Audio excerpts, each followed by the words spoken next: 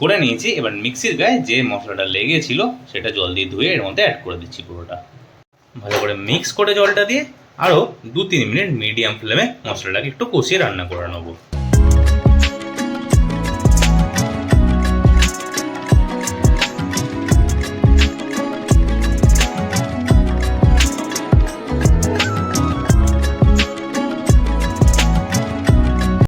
গ্রেভিটা পুরো রেডি হয়ে গেছে, দেখতে পাচ্ছেন তেল সেপারেট হতে স্টার্ট হয়ে গেছে। আমি ভেজে তুলে রাখা পনিরগুলোকে এর মধ্যে আস্তে আস্তে অ্যাড করে দিচ্ছি।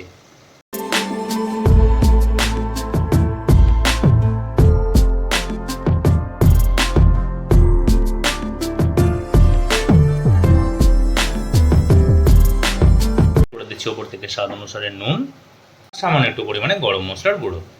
এবার ভালো করে গ্রেভি, পনির, নুন, গরম মশলা সব মিক্স করে নিতে হবে।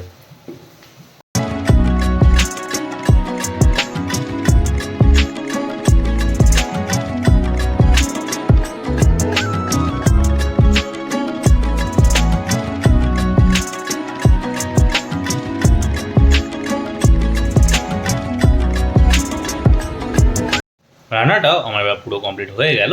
গ্যাসের ফ্লেমটাকে আমি বন্ধ করে দিচ্ছি।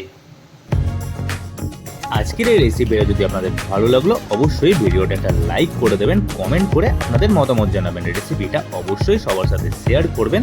আর এই চ্যানেলে আমি এরকমই নতুন নতুন রান্নার রেসিপির ভিডিও আর শর্টস শেয়ার করে থাকি, তাই চ্যানেলটাকে অবশ্যই সাবস্ক্রাইব করে দেবেন, পাশে থাকা বেল আইকনটা দাবতেও ভুলবেন না। তাহলে বন্ধুরা আজকে এই পর্যন্তই, দেখা হবে আমার নতুন একটা কুকিং ব্লগের সাথে। অসংখ্য ধন্যবাদ আজকের ভিডিওটা দেখার জন্য।